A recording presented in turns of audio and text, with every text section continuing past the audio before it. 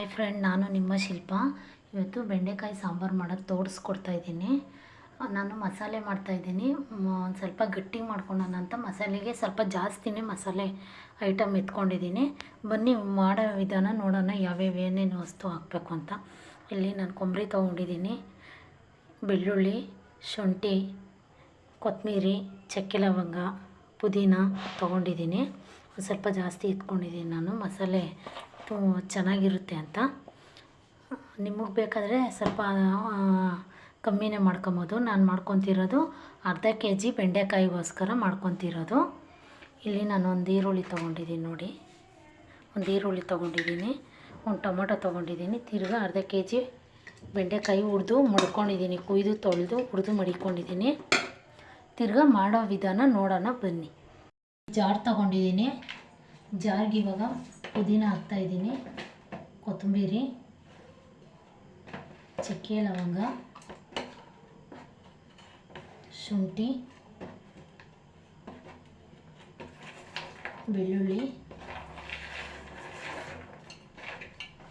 ಇದು ಹುರಿದು ಮಾಡ್ಬೋದು ಫ್ರೆಂಡ್, ತುಂಬಾ ಚೆನ್ನಾಗಿರುತ್ತೆ ಹುರಿದು ಮಾಡಿದ್ರೂ.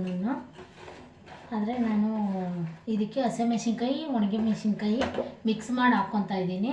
ನಿಮಗೆ ಬೇಡ ಅಂತಂದರೆ ಹಸಿಮೆಣ್ಸಿನ್ಕಾಯಿ ಕೂಡ ನೀವು ಬೇಡ ಅಂತಂದರೆ ಇದು ಮಾಡ್ಕೊಬೋದು, ಒಣಮೆಣ್ಸಿನ್ಕಾಯಿ ಹಾಕ್ಕೊಂಡ್ರೆ ತುಂಬಾ ಚೆನ್ನಾಗಿರುತ್ತೆ. ನಾನು ಇವಾಗ ಎರಡೂ ಮಿಕ್ಸ್ ಹಾಕ್ಕೊತಾ ಇದ್ದೀನಿ, ಯಾಕೆಂದರೆ ಎರಡೂ ಮಿಕ್ಸ್ ಹಾಕ್ಕೊಂಡ್ರೆ ತುಂಬಾ ಚೆನ್ನಾಗಿರುತ್ತೆ. ಅದಕ್ಕೋಸ್ಕರ ನೋಡಿ, ನಾನು ಹಸಿಮೆಣ್ಸಿನ್ಕಾಯಿ, ಒಣಗಿದ ಮೆಣಸಿನ್ಕಾಯಿ ಎರಡೂ ಹಾಕ್ತಾಯಿದ್ದೀನಿ.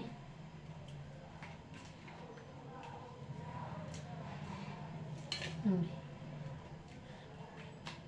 ಅದು ಫ್ರೈ ಕೂಡ ಮಾಡ್ಕೊಬೋದು, ಇಲ್ಲ ಸಾಂಬಾರು ಬೇಕಾದರೂ ಮಾಡ್ಕೊಬೋದು, ಏನೂ ಆಗಲ್ಲ.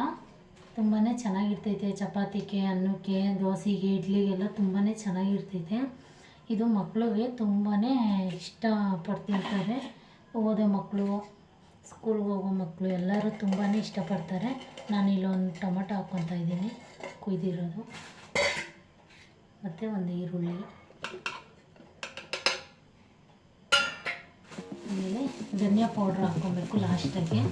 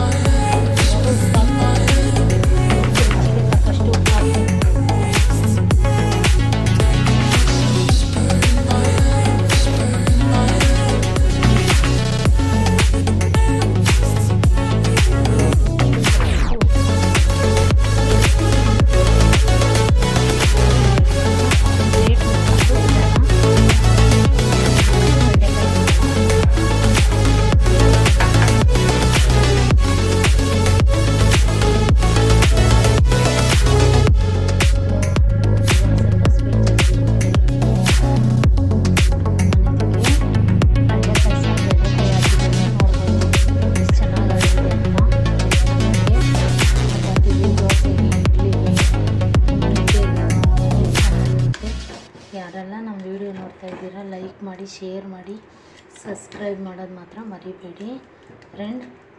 ಲೈಕ್ ಮಾಡಿ. Thank you.